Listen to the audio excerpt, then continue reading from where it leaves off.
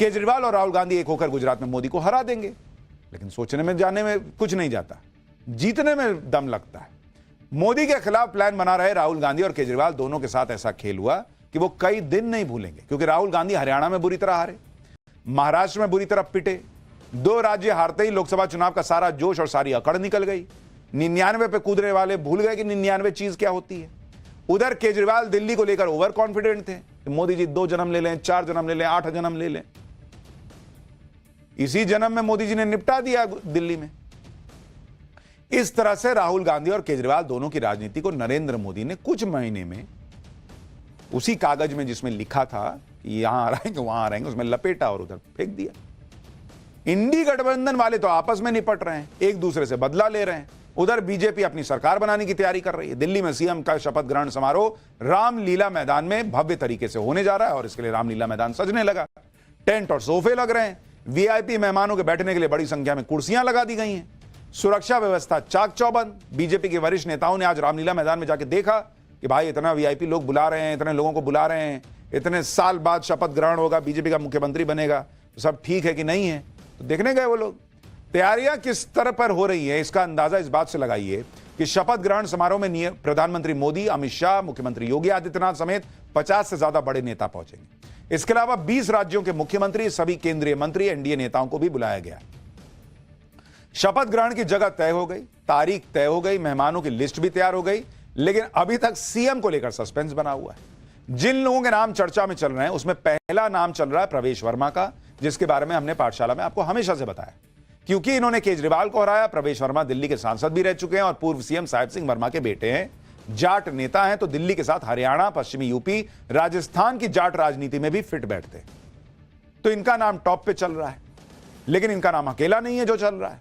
दूसरा नाम चल रहा है रेखा गुप्ता का। वो शालीमार बाग सीट से पहली बार विधायक बनी है। रेखा गुप्ता 3 बार पार्षद रह चुकी है और आरएसएस से जुड़े होने की वजह से सीएम चेहरा हो सकती है, ऐसा कहा जा रहा है। तीसरा नाम चल रहा है ग्रेटर कैलाश से विधायक शिखा राय का। शिखा राय ने ग्रेटर कैलाश से मंत्री सौरभ भारद्वाज को हराया है। चौथा नाम है मोहन सिंह बिष्ट का। मोहन सिंह बिष्ट ने मुस्लिम बाहुल्य सीट मुस्तफाबाद से जीत हासिल की। स्पीकर पद के लिए भी उनका नाम आगे चल रहा है। 5वां नाम है मालवीय नगर से विधायक सतीश उपाध्याय का। सतीश उपाध्याय बीजेपी का ब्राह्मण चेहरा है, दिल्ली बीजेपी के अध्यक्ष रह चुके हैं। छठा नाम है जनकपुरी से विधायक आशीष सूद का। आशीष सूद पहली बार विधायक बने हैं। फिलहाल वो गोवा बीजेपी के प्रभारी और जम्मू कश्मीर में बीजेपी के सह प्रभारी। 7वां नाम है उत्तम नगर सीट से जीते पवन शर्मा का। लेकिन सीएम कौन बनेगा ये किसी को पता नहीं। अब ये 7 लोग हैं, 10 लोग हैं, कितने लोग शेरवानी या अच्छे कपड़े सिलवाए बैठे हैं कि कहीं मेरा नंबर ना जाए, कहीं मुझे फोन ना जाए कि तुमको बना रहे हैं। तो लास्ट मिनट में कौन शेरवानी सिल के देगा, कौन बढ़िया कुर्ता सिल के देगा? तो सिलवा के रखो, नहीं बने तो रहेगा अलमीरा में, इसमें क्या है। बीजेपी विधायक दल की बैठक कल है। कल ही सीएम को लेकर चर्चा जो है वो फाइनल हो जाएगी, अटकलें खत्म हो जाएंगी। बीजेपी के सांसद मनोज तिवारी ने क्या कहा एक बार सुनिए, फिर बताता हूं कि आम आदमी पार्टी क्या कह रही है। बेचैनी है आम आदमी पार्टी की, उनको बेचैन रहने दीजिए। बहुत जल्दी, हमको लगता है 2-3 दिन में ही आपको सारी सूचना और दिल्ली को सब सूचना आ जाएगी और भारतीय जनता पार्टी ऐसा 5 साल कार्य करेगी। हमारा मुख्यमंत्री इतना अच्छा होगा कि दिल्ली को हम 5 साल में उसकी मैक्सिमम समस्याओं से मुक्त कर दें। बीजेपी तो कल मुख्यमंत्री के नाम का ऐलान कर देगी, लेकिन आम आदमी पार्टी तड़प रही है कि बीजेपी अपने सीएम का नाम क्यों नहीं बता रही। सुनिए आम आदमी पार्टी के नेता गोपाल राय। पहली बार यह देखा जा रहा है कि बारात तैयार है, मंडप भी तैयार हो रहा है, उसका निरीक्षण भी हो रहा है, बस दूल्हा कौन है ये नहीं पता किसी को। मुख्यमंत्री का नाम भारतीय जनता पार्टी अभी तक तय नहीं कर पाई है, या फिर कोई इतना बड़ा रहस्य है जिसको वो छुपाना चाहती है, जिसकी वजह से सब कुछ हो रहा है एक चीज छोड़ करके मुख्यमंत्री के।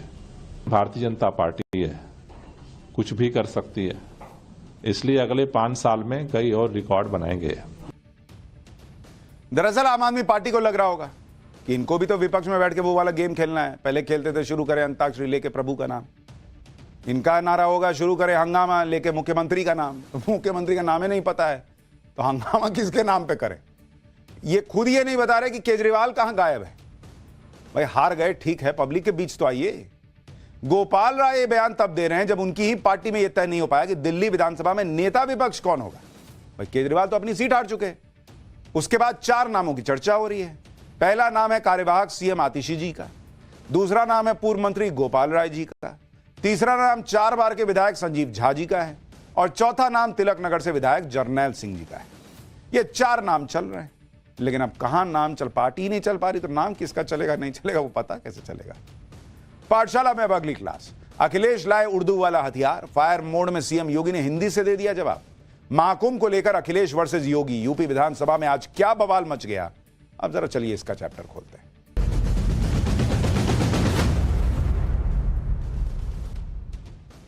प्रयागराज महाकुंभ में उमड़ रही श्रद्धालुओं की भारी भीड़ के बीच आज लखनऊ में यूपी विधानसभा का बजट सत्र शुरू हुआ। जो समाजवादी पार्टी महाकुंभ को लेकर लगातार योगी सरकार के खिलाफ नैरेटिव बनाने में जुटी है, उसी समाजवादी पार्टी ने आज बजट सत्र के पहले दिन भी विधानसभा के बाहर और अंदर योगी सरकार को घेरने की पूरी कोशिश की। लेकिन लोकसभा चुनाव के बाद से योगी आदित्यनाथ समाजवादी पार्टी और अखिलेश यादव के हर नैरेटिव को लगातार खत्म कर रहे हैं। चाहे वो 9 सीटों पर हुए विधानसभा उपचुनाव हो, या फिर मिल्कीपुर सीट हुआ पर उपचुनाव जिसमें उन्हें जीत मिली, या फिर प्रयागराज में चल रहा महाकुंभ।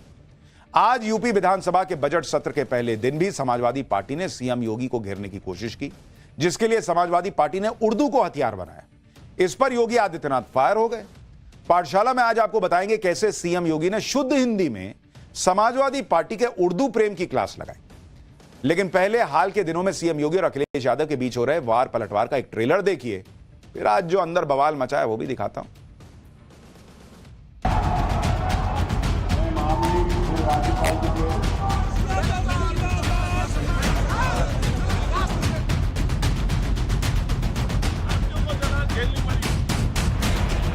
उर्दू क्यों नहीं करते?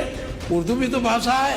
उर्दू को नहीं करेंगे, अंग्रेजी करेंगे। उर्दू पढ़ाओ इसको, यानी उसको मौलवी बनाना चाहते हैं, कठपुल्ला पर की ओर देश को ले जाना चाहते हैं।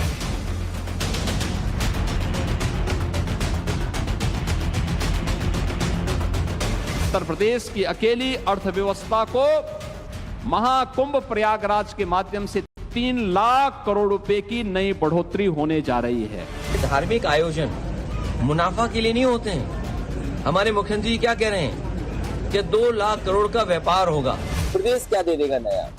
और जब प्रदेश की सरकार सब पैसा कुंभ में लगा देगी, जब सब पैसा कुंभ में लगा देंगे तो फिर किसान के लिए क्या होगा? कुंभ में ही नहीं किए हैं, प्रयागराज सिटी के रिनोवेशन में भी खर्च किए हैं। कुंभ के आयोजन में कुल 1500 करोड़ रुपए खर्च हुए हैं।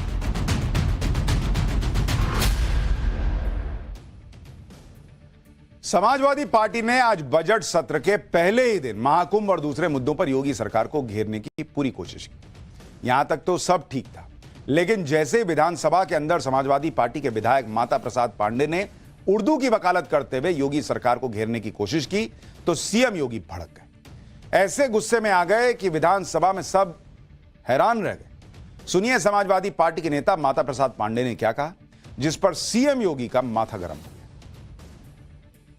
आप अंग्रेजी ला करके हिंदी को कमजोर करने का प्रयास हो रहा है, ये नहीं होना चाहिए। हिंदी को हटाने के लिए हम लोगों ने यातनाएं झेली हैं। दिल्ली तिहाड़ जेल में बंद रहे हैं, लखनऊ जेल में बंद रहे हैं, गोरखपुर के जेल में बंद रहे इस आंदोलन, इसलिए कि ये हिंदी अंग्रेजी यहाँ माध्यम न बने। और इसमें कितने लोग हैं, अगर अंग्रेजी करें तो उर्दू भी कर दीजिए। उर्दू क्यों नहीं करते? उर्दू भी तो भाषा है। उर्दू को नहीं करेंगे, अंग्रेजी करेंगे।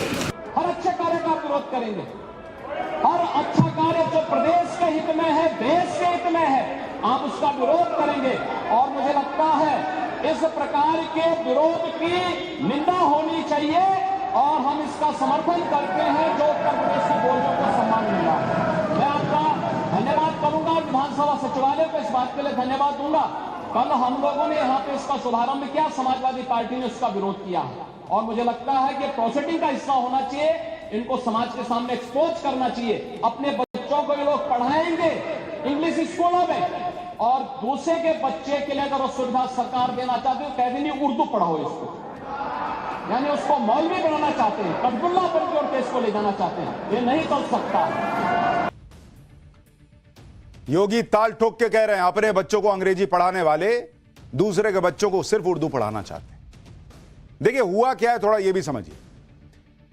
वो योगी इतना भड़क क्यों गए समाजवादी पार्टी के उर्दू प्रेम पर? दरअसल योगी सरकार ने फैसला लिया कि यूपी विधानसभा में बजट सत्र की कार्रवाई हिंदी के साथ साथ अवधी, ब्रज, भोजपुरी, बुंदेली और इंग्लिश भाषा में सुनी जा सकेगी। विधानसभा के इसी लैंग्वेज सिस्टम का समाजवादी पार्टी ने विरोध शुरू कर दिया और आपत्ति जताई कि इंग्लिश है तो उर्दू क्यों नहीं। इंग्लिश का विरोध करने के साथ ही माता प्रसाद पांडे ने उर्दू भाषा के इस्तेमाल की जोरदार वकालत की, जिसने सीएम योगी को गुस्सा दिला दिया। लेकिन समाजवादी पार्टी जिस तरह से सीएम योगी को टारगेट कर रही है, वो विरोध विधानसभा के अंदर लगे लैंग्वेज सिस्टम तक ही सीमित नहीं है।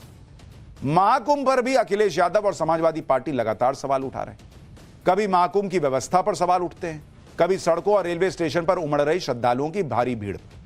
लेकिन मुख्यमंत्री योगी आदित्यनाथ महाकुंभ से दुनिया को आस्था की ताकत का ट्रेलर दिखाने में लगे।